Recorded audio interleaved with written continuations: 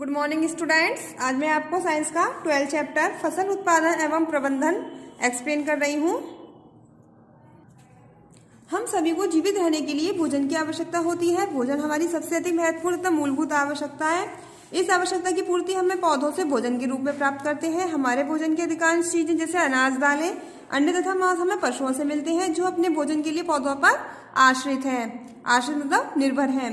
कोई देश अपने विभिन्न निवासियों की भोजन की आवश्यकता पूरी करके भोजन में आत्मनिर्भर बन सकता है, लेकिन हमें भोजन के उत्पादन एवं वितरण की क्रमानुसार तथा उचित व्यवस्था की आवश्यकता होती है। यह कृषि कहलाता है। इसलिए भोज्य फसलें तथा मनुष्य के लिए उपयोगी दूसरी फसलें उगाने वाला विज्ञान कृषि कहलाता है।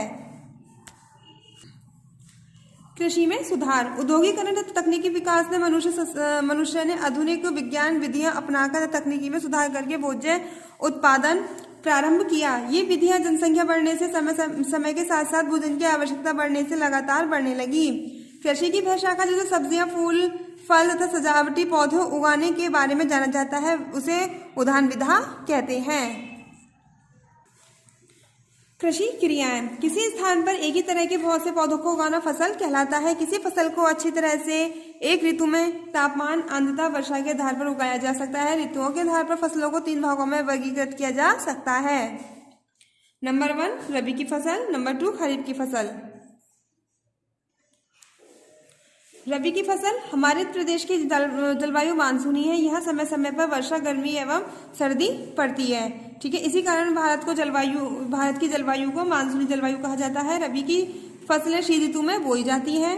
ठीक है, इसमें गेहूं, चना, मटर, सरसों, अलसी आदि की पैदावार की जाती है। इन फसलों को उगाने के लिए कम वर्षा तथा ताप की आवश्यकता होती है। खरीफ की फसल। इस फसल को वर्षा ऋतु में बोया जाता है। धान, मक्का, सोयाबीन, मूंगफली, कपास आदि इसी फसल में उगाए जाते हैं।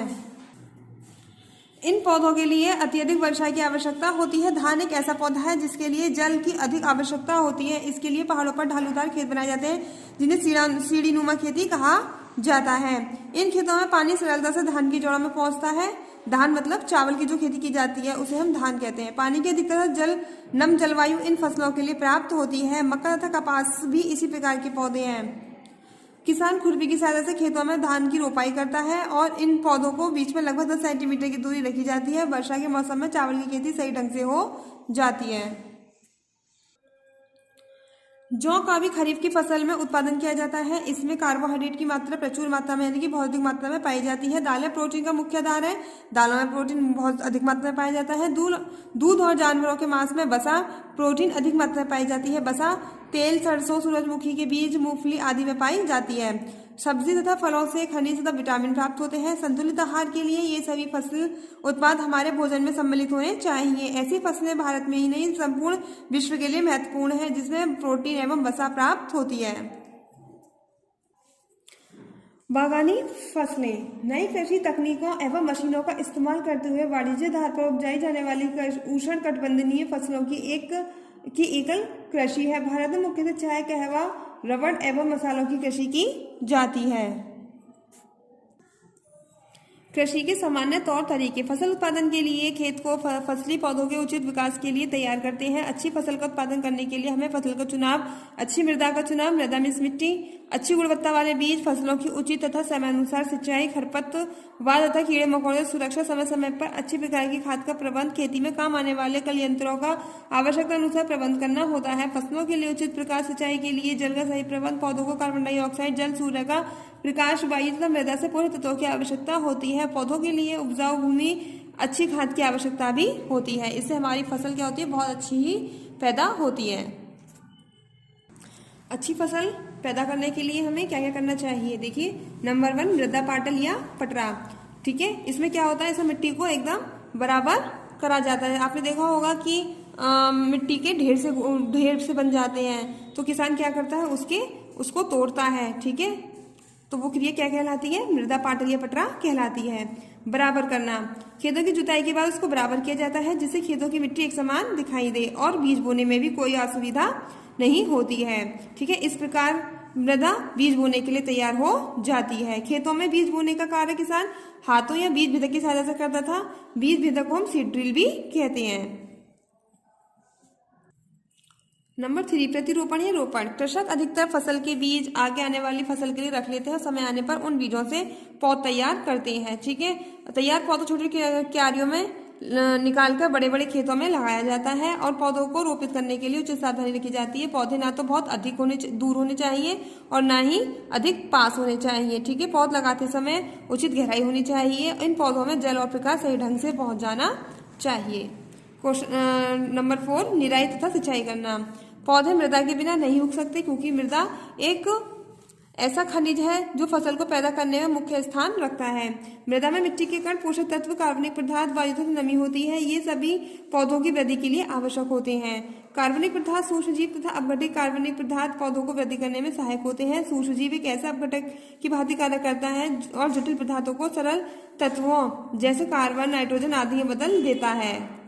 भूमि की ऊपरी परत जो गहरे रंग की होती है उसमें मुख्यतः मृदा, पौधे और जंतुओं का अवशेष पाए जाते हैं। मृदा में पाए जाने वाले सूक्ष्मजीव मृदा को उपजाऊ बनाने में कई प्रकार से सहायता करते हैं, इसलिए ये भी बहुत महत्वपूर्ण है। फसल पद्धतियां। फसल उगाने के लिए कृषक को अनेक क्रियाकलाप समय समय पर करने पड़ते हैं जो पौधों को वृद्धि करने में सहायक होते हैं। यह क्रियाकलाप तथा कार्य कृषि पद्धतियां कहलाती हैं। ये कृषि पद्धतियां अगर लिखित नंबर 1 मिट्टी तैयार करना।